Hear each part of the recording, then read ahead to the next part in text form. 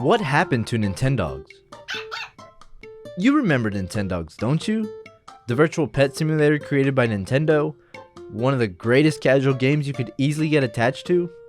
You know, the reason this giant dog popped up and obscured your entire vision during your match in Smash? Yeah, you know Nintendogs. The game launched on April 21st, 2005 with the greatest game case art ever created, having a Chihuahua, a Lab, and a Weenie Dog on each cover of the games. It's easy to tell why this game sold over 20 million copies and came second on the DS's list of best-selling games. Who wouldn't want to take care of a pet that you could ultimately forget about for a decade and then remember it was a good idea you never had to buy any food for it, since it technically only costed $60?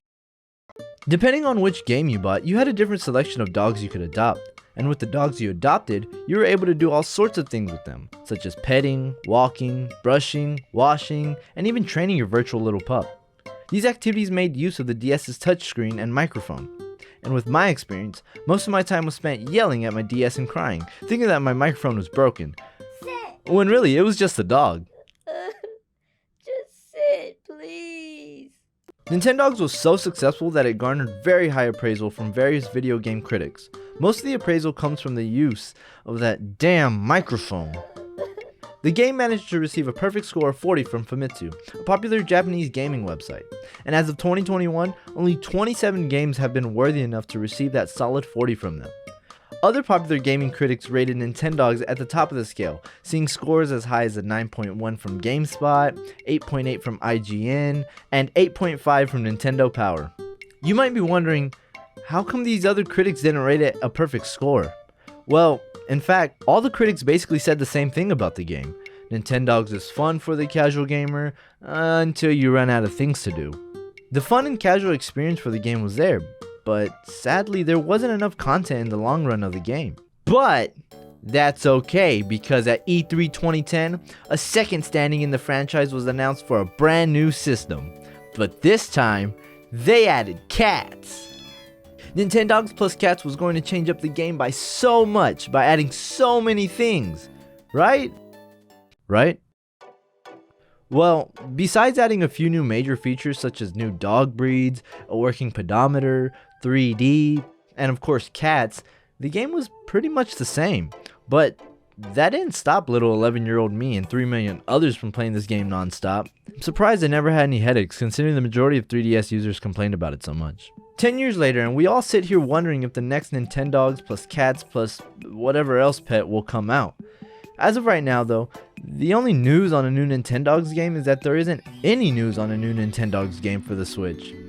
It seems as if Nintendo is focusing on their much bigger franchises such as The Legend of Zelda, Super Mario, Pokemon, but I don't blame them. Nintendogs is kind of becoming a thing of the past.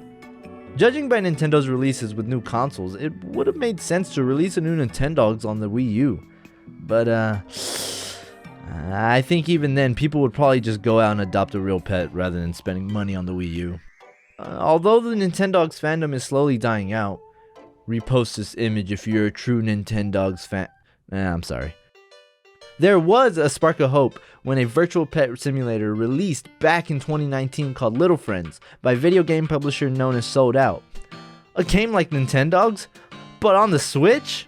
This one has to take advantage of the Nintendo Switch's hardware, right? Nope. It has even more dog and cat breeds you can adopt, right? Nope. Does it even have enough content to sustain itself? Nope.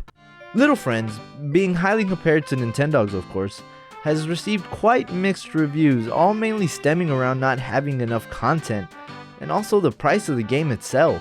$50 for what is basically an indie game is not what people want to spend when you only play the game for a few minutes a day.